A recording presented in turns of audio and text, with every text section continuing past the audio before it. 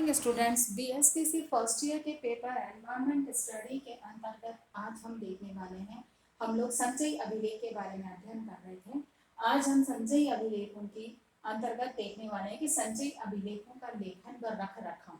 संचयी अभिलेख का लेखन, क्योंकि उसमें किस तरह से उसे लिखा जाना चाहिए, इस चीज पर कुछ बातें हैं जिनको हमें ध्यान में रखना चाहिए। तो संचयी अभिलेख के लेखन के बारे में हम सबसे पहले बात करेंगे। लेखन, सबसे पहली चीज जो आती है इसमें प्रथम पृष्ठ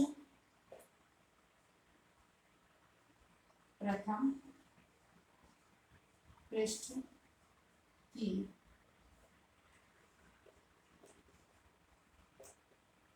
पूर्तियां या प्रथम पृष्ठ के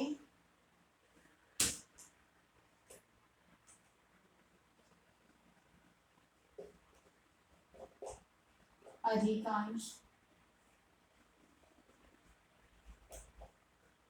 प्रथम पृष्ठ के अधिकांश कॉलम सत्र प्रारंभ के साथ ही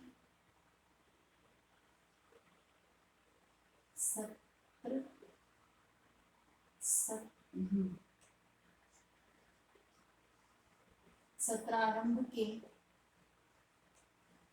साथ ही कर ली जानी चाहिए।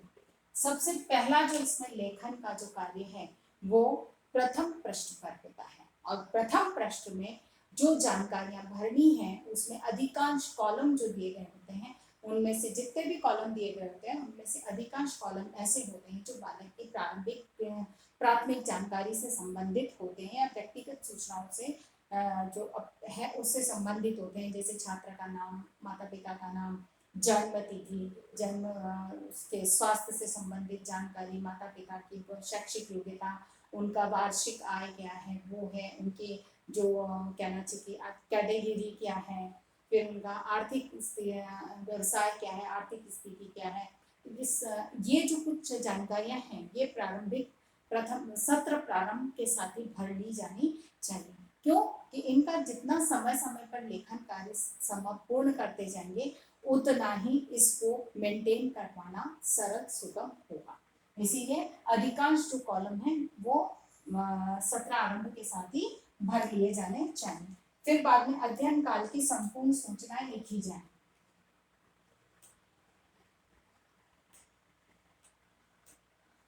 अध्ययन काल की संपूर्ण सूचनाएं लिखी जाए। ठीक है ना।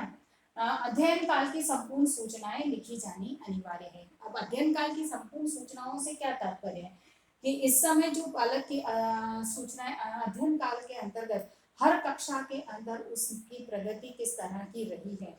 जैसे एक एक कक्षा को जैसे जैसे वो पास करता जा रहा है वैसे वैसे उसकी जो प्रति वर्ष की प्रगति है उसको उसके समय जिस समय जो मूल्यांकन किया गया है उस समय उसका उससे संबंधित सूचना वहां पर अंकित कर दी जानी चाहिए। अर्थात अध्ययन काल से संबंधित संपूर्ण सूचनाएं वहां पर लिखी जाती हैं। क्यों कि बालक की प्रगति का जो स्तर है उसकी जब गति और स्तर का हमें पता चलता है, ताकि बालक को आगे किस तरह से निर्देशन देना है या उसकी प्रगति में किस तरह से योजना का निर्माण करना उसका हमें पता चलता है। इसीलिए अध्ययन काल की जो संपूर्ण सूचनाएं हैं उनका वहां पर अंकित किया जाना चाहिए, उन्हें लिखा जाना चाहिए। फिर विद्यार्थी की उपस्थिति का विवरण,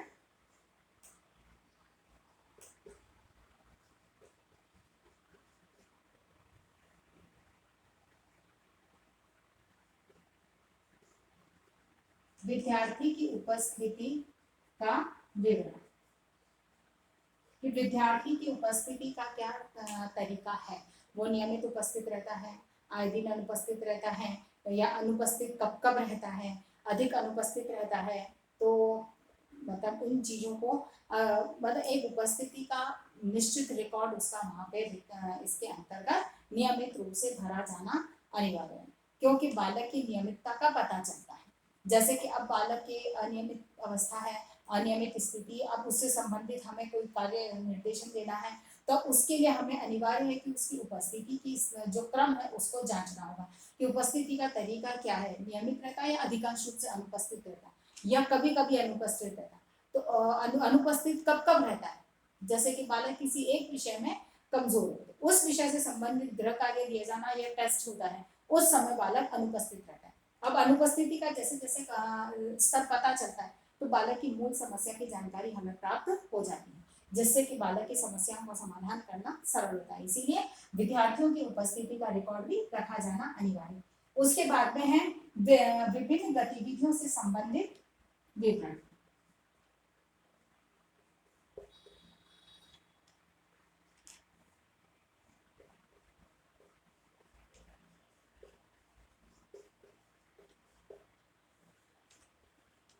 विभिन्न गतिविधियों से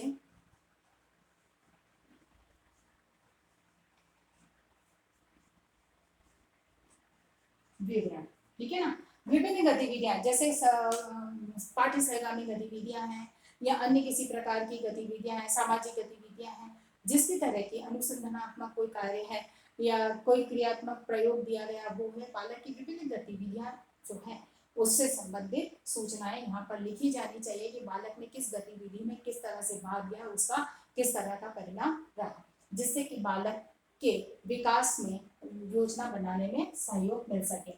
उसके बाद में है सतत मूल्यांकन द्वारा एकत्रित सूचनाएं।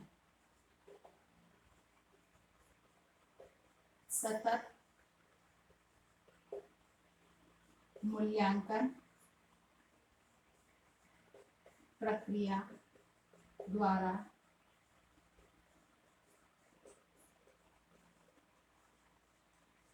सूचना, ठीक है ना।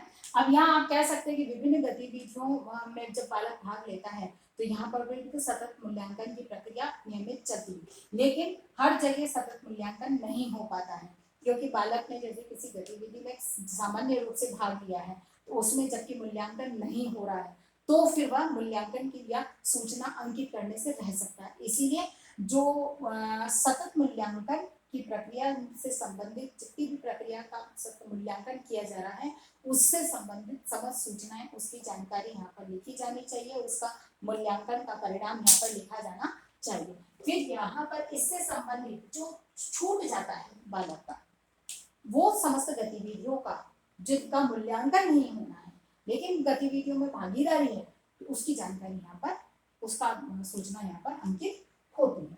उसके बाद में है विद्यार्थियों द्वारा सत्र के मध्य फिर एक जो है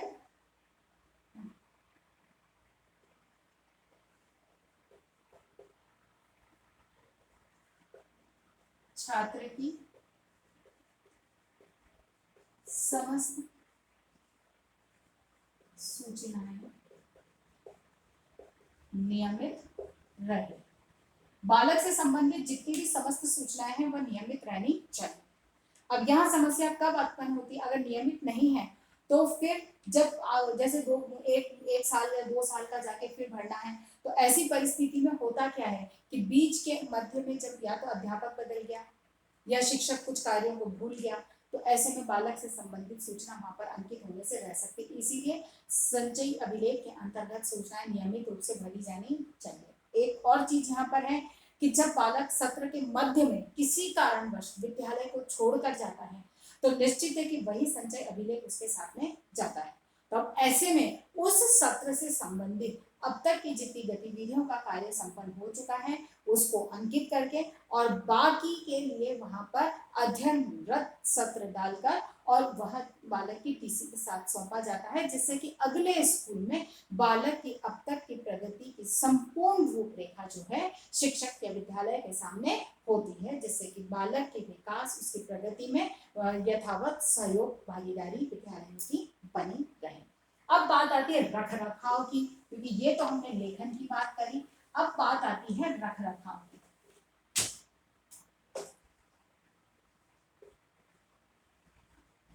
रख रखाव है ना। तो इनके रख रखाव के लिए सबसे पहली चीज है कि सुरक्षित स्थान, यानी कि इनको सुरक्षित स्थान पर रखा जाना चाहिए। यानी कि ऐसे ही नहीं कि यहाँ टेबल पे पड़े हैं तो पड़े हैं, ऐसा नहीं होना चाहिए। खुली अलमारियों में पड़ा है तो नहीं, ऐसा नहीं होना चाहिए। ये क्योंकि एक बालक के लिए गोपनीय दस्तावेज की तरह होता है, इसीलिए इन्हें बिल्कुल सुरक्षित किसी अलमारी के अंदर या कोई ऐसी व्यवस्था हो जिसमें कि सामने प्रत्यक्ष हर किसी को आसानी से दिखाई न दे, इस तरह से सुरक्षित स्थान पर रखना चाहिए, जिससे कि कोई अनावश्यक इसका फायदा ना उठा सके या किसी का इधर उधर गुम ना हो जाए। इन चीजों को ध्यान में रखते हुए इसे बिल्कुल सुरक्षित स्थान पे रखना चाहिए। और भी सबसे श्रेष्ठ यही होगा कि बालक के लिए संचयी अभिलेख को रखने के लिए बाकायदा एक अलमारी होनी चाहिए जिसके अंतर्गत वे सुरक्षित रखे जाए। दूसरा है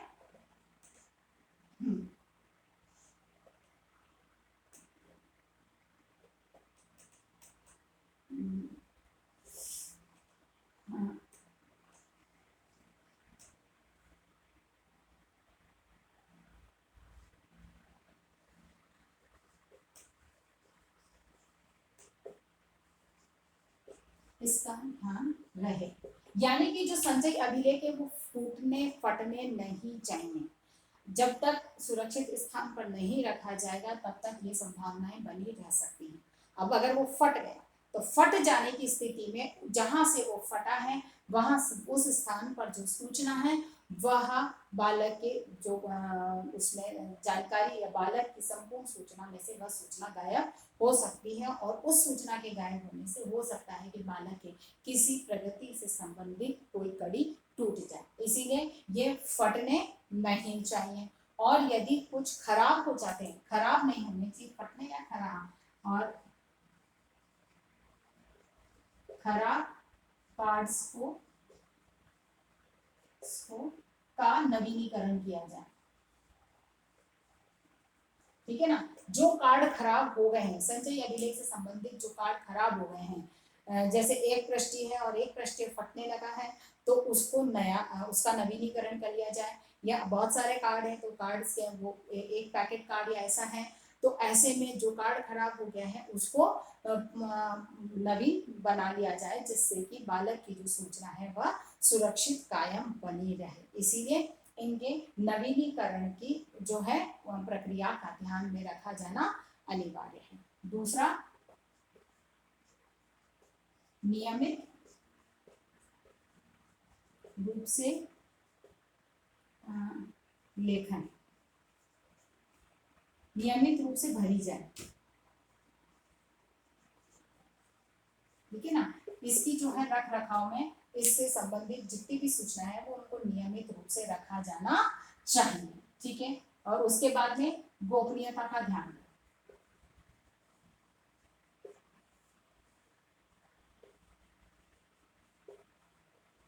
गोपनीयता का ध्यान रहे, अर्थात कि इसकी गोपनीयता को बनाए रखने के लिए अनिवार्य है कि यह किसी शिक्षक जिसके अधीन है, जिस शिक्षक के चार्ज में है उसी के पास में रहे। उस शिक्षक से पूछे बिना कोई भी उसको हाथ नहीं लगा सके। हाँ, अन्य जो विद्यालय अध्यापक हैं उनको अगर जरूरत है तो वह उस शिक्षक की अनुमति से ही उसको छू सकता है और उसमें से सूचनाओं को देख सकता है, अन्यथा उसकी गोपनीयता को बनाए रखने का ध्यान रखना अनिवार्य है। इसी के साथ आशा करती हूँ कि आज की बात मेरी आपको समझ में आई होगी, और इसी के आधार पर आपको प्रश्न करना है कि संचयी अभिलेख